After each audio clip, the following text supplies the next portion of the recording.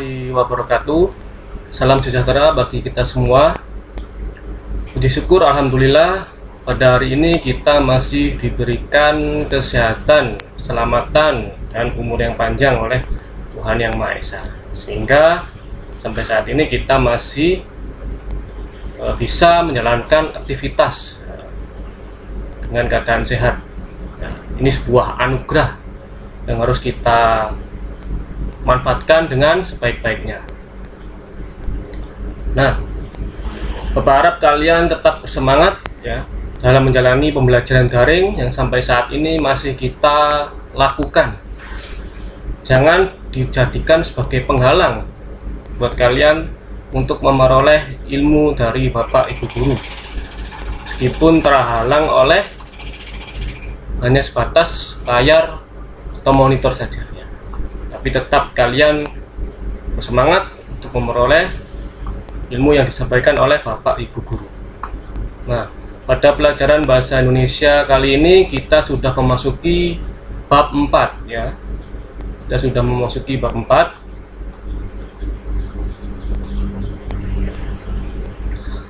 Bab 4 melestarikan nilai kearifan lokal melalui cerita rakyat. Apakah kalian pernah membaca cerita rakyat? Cerita rakyat apa saja yang pernah kalian baca? Tentu kalian sudah pernah membaca cerita rakyat atau mendengar didongengi oleh orang tua kalian, mungkin entah ayah atau ibu, sebagai penghantar hidup. Nah, cerita rakyat ini memiliki banyak ragamnya. Salah satunya adalah hikayat. Hikayat merupakan cerita Melayu klasik yang menonjolkan unsur penceritaan berciri kemustahilan dan kesaktian tokoh-tokohnya. Seperti cerita rakyat yang lain, hikayat memiliki nilai-nilai yang terkandung di dalamnya. Nah, apa saja nilai-nilai yang terkandung dalam hikayat? Yang pertama ada nilai moral. Nilai moral ini berkaitan dengan sikap baik dan buruk. Lalu yang kedua ada nilai sosial. Nilai sosial ini berkaitan dengan sikap perilaku ya, seseorang terhadap orang lain. Ya. Lalu yang ketiga nilai agama. Nilai agama ini berkaitan dengan keyakinan seseorang. Lalu yang keempat nilai budaya. Nilai budaya ini berkaitan dengan kebiasaan masyarakat. Selain memiliki nilai-nilai yang terkandung di dalamnya, hikayat juga memiliki karakteristik. Apa saja karakteristik hikayat? Yang pertama ada kemustahilan. Nah, kemustahilan ini hal yang tidak logis atau tidak bisa dinalar. Contohnya ini ada bayi lahir disertai pedang dan panah. Tentu dari dulu kita sudah mengetahui ya, tidak ada bayi lahir ini disertai pedang dan panah. Kalaupun ada, mungkin kalian menemuinya di film-film fiksi atau cerita-cerita fiksi. Di dalam dunia nyata ini tentu sebuah kemustahilan. Lalu seorang putri keluar dari gedang. Nah, ini contoh yang kedua ini. Ini juga sebuah kemustahilan ya. Hal yang tidak logis atau tidak bisa dinalar. Karakteristik hikayat yang kedua yakni kesaktian. Kesaktian. Jadi hikayat di dalam ceritanya ini menceritakan kesaktian tokoh-tokohnya. Ini contohnya, Syekh Peri mengalahkan Garuda yang mampu merusak sebuah kerajaan. Lalu Indra Bangsawan mengalahkan Buraksa. Nah, itu menceritakan kesaktian tokoh-tokohnya. Lalu karakteristik yang ketiga, yakni anonim. Apa itu anonim?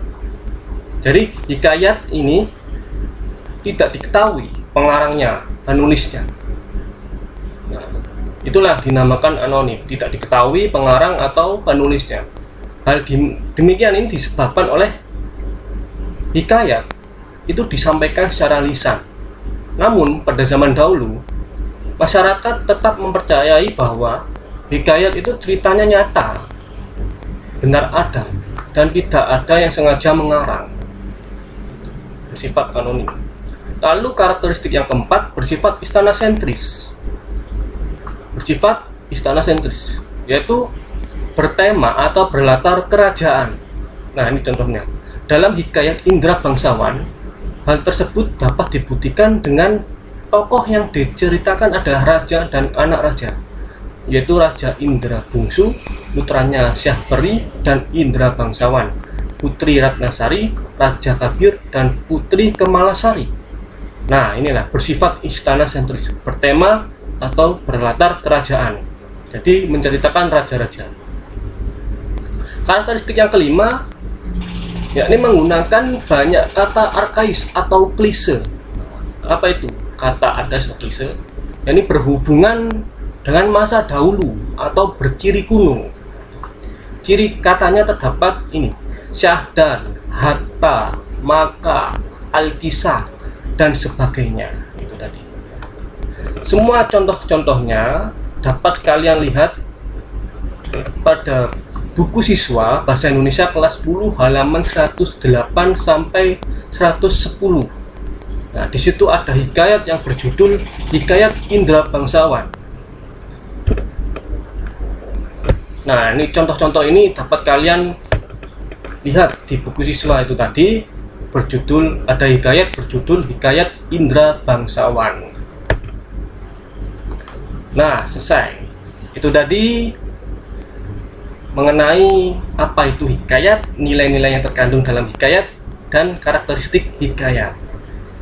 Apabila ada yang kurang paham atau yang belum dipahami, dapat ditanyakan melalui kolom komentar di Google Classroom, atau bisa di grup WA, atau bisa japri melalui Pak Rido, ya. Semoga ilmunya bermanfaat dan dapat diterima dengan baik, ya. Dipelajari lagi materinya agar lebih paham. Kita akan bertemu lagi minggu selanjutnya, ya, dengan topik yang masih hikayat tapi menganalisis ciri kebahasaannya, seperti itu, ya. Terima kasih. Sekian. Assalamualaikum warahmatullahi wabarakatuh.